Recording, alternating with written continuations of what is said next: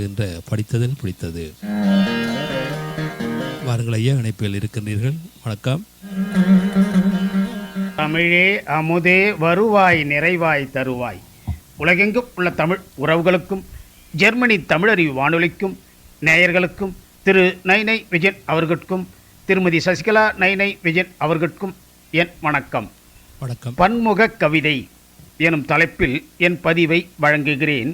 தக்கோலம் என் ஜலநாதன், உத்திரமேரூர், தமிழ்நாடு. தமிழ் என்றாலே இனிமையாம். இலக்கோடு, அதாவது குறிக்கோளோடு இயம்புவது இலக்கியம். இலக்கியம் பற்றி பலர் பலவிதமாய் பகர்வார்கள்.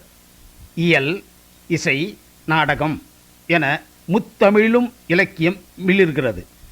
பார்ப்பவர் கேட்பவர் மனதை பக்குவப்படுத்துவது, செப்பனிடுவது, செதுக்குவது இலக்கியம்.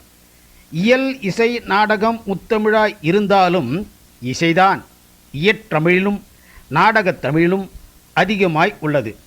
அதிலேயும் இசை எனப்படும் இசைவாய் இருக்கும் கவிதை பிறப்பின் முதலே தொடங்குகிறது.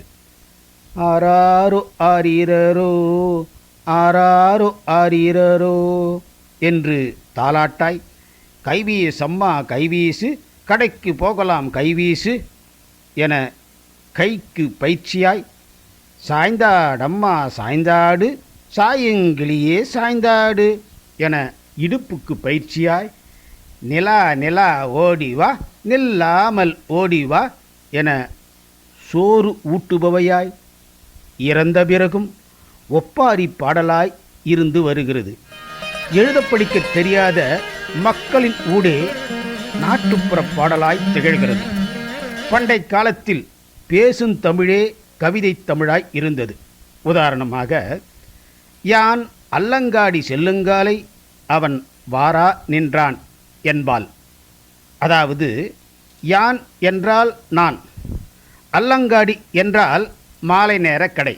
அதாவது நான் மாலை நேர கடைக்கு செல்லும்போது அவன் வருகின்றான் என அவள் சொல்வதாக ஒரு சொற்றொடர். கவிதை எனப்படுவது மரபில் இருப்பது, யாப்பிலக்கணமாய் கொண்ட மரபில் இருப்பது என வரையறுக்கப்பட்டிருந்தது. உள்ளதை உள்ளவாறு உரைக்க முடியாமல், இலக்கண வேலியால் எழுத முடியாமல் திணறினர் பலர். மேலும் எளிதில் புரியாதது போல் சொல்லடுக்கி கவிதை இருந்தால்தான் கவிதை என்றனர் சிலர். இதையெல்லாம் சற்று மாற்றி எளிமை வடிவத்தில் கவிதை பிறக்க பலர் முயன்று எழுதியும் வந்தனர். இப்படி பிரித்து கொள்ளலாம். கிமு கிபி என்பது போல் பாமு பாப்பி என கவிதை முறையை பார்க்கலாம். பாமு என்றால் பாரதிக்கு முன், பாப்பி என்றால் பாரதிக்கு பின். பாரதிக்கு முன் கவிதையை பற்றி பார்ப்போம். பாரதிக்கு முன் கடுமையாக இருந்தது கவிதை முறை.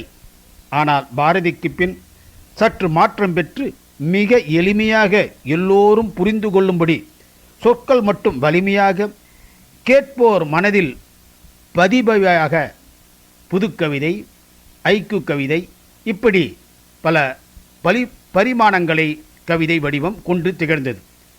புதுக்கவிதைக்கு புதியதோர் பாதை வகுத்தவர் பாரதியார். ரதத்தின் சாரதியாய் பாரதி திகழ்ந்தார். ரதத்தின் சாரதியாய் பாரதி திகழ்ந்தார். பாட்டினைப் போல் ஆச்சரியம் பாரின் மிசை இல்லையடா என்பார். வசன கவிதைக்கு வித்திட்டவர். எளிமையான வார்த்தைகளால் எவரும் புரிந்து கொள்ளும்படி கவிதை படைத்தவர் பாரதியார். பேசும் பொற்சித்திரம், ஆடி வரும் தேர், 3 டைமென்ஷன், முப்பரிமாண வார்த்தைகளால் கவிதை முத்தாய் படைத்தவர் பாரதியார். பாரதி சொல்வார், மொழியை பேசும் இனத்தவரை, இனத்தவர் வாழும் தேசத்தை வாழ்த்துகிறார். வாழிய செந்தமிழ் வாழ்க நற்றமிழர், வாழிய பாரத திருநாடு என மொழி, இனம், தேசியம் வளர வாழ்த்தியவர். ஒரு சில கவிதைகளை பார்ப்போம். 1930ஆம் வருடம் ராஜாஜி தலைமையில் உப்பு சத்தியாகிரம் நடைபெறுகிறது. வேதாரண்யம் நோக்கி செல்லும் சுதந்திர போராட்ட வீரர்களை செல்லும் விதத்தை இராணுவத்தினர் செல்லும் ஓசையில் left right left right, Namakkal Ramalingam Pillai பாடுகிறார். கத்தியின்றி ரத்தமின்றி யுத்தம் ஒன்று வருகுது, சத்தியத்தின் நித்தியத்தை நம்பும் யாரும் சேருவீர். Left right, left right. இப்படி சொல்லும்போது நடக்கிற ஓசை கேட்கும். ஓசையால் அவர்கள் நடந்து செல்கின்ற காட்சியும் நமக்கு தெரியும். பாரதியாரும் கூறுவார், அச்சமில்லை அச்சமில்லை அச்சமென்பதில்லையே, உச்சி மீது வானிடிந்து வீழுகின்ற போதிலும் அச்சமில்லை அச்சமில்லை அச்சமென்பதில்லையே. இப்படி பாடினால் அச்சங்கூட அச்சமற்று ஆவேசம் கொள்ளும். தமிழ் இனிமை மட்டுமன்று, உள் உணர்வையும் தட்டுகிறது. பாடசாலை பிள்ளைகள். ஒரு சில சிறு கவிதைகள். பாடசாலை பிள்ளைகள். புத்தக மூட்டைகளை சுமந்து ஊர்ந்து செல்லும் நத்தைகள். புத்தக மூட்டைகளை சுமந்து ஊர்ந்து செல்லும் நத்தைகள். இது என்னுடைய கவிதை. வேலை காலி இல்லை. வேலை காலி இல்லை, விளம்பர பலகைகள் எழுத ஆட்கள் தேவை. இது என்னுடைய கவிதை. ஒரு வரியில் சில கவிதைகள். சுகர் பேஷண்ட் மிட்டாய் கடையில். சுகர் பேஷண்ட் மிட்டாய் கடையில். இது என்னுடைய கவிதை. மெழுகுவர்த்தி. தன்னை தின்று வெளிச்சம் துப்பியது. காலண்டர் சொன்னது, என்னை தவிர எதை கிழித்தாய்? ரேஷன் கடைக்காரருக்கு குழந்தை பிறந்தது, எடை குறைவாய். பன்மொழி தன்னை பாங்குடன் கற்று பன்மொழி வித்தகராய் பவனி வந்தாலும் தன்மொழி தாய்மொழி தகவுடன் கற்காமல் தன்னிலை பெற்றோர் தரணியில் உண்டோ? எத்தனை உறவுகள் எப்படி இருப்பினும், எத்தனை மொழிகள் இனிதாய் கற்கினும், தாய்மையின் பேரு தாய்மொழியின் கூறு. தாய்மையின் பேரு தாய்மொழியின் கூறு.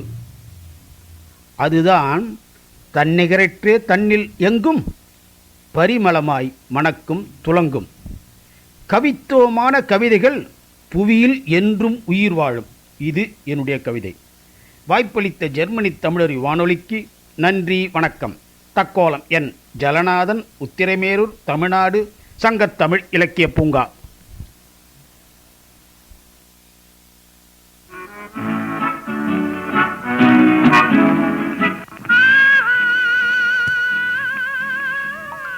படித்ததில் பிடித்ததோடு இணைந்திருந்தார். கவிதைகளை பற்றி தக்கோலத்திலிருந்து என் ஜெல்நாதன் ஐயா அவர்கள். நன்றி ஐயா. மீண்டும் மீண்டும் இணைந்து சிறப்பியுங்கள்.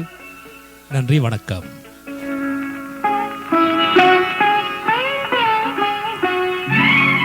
நீங்கள் கேட்டுக்கொண்டிருப்பது காலை கதம்பம். இது தமிழருவி வானொலி, ஜெர்மனி.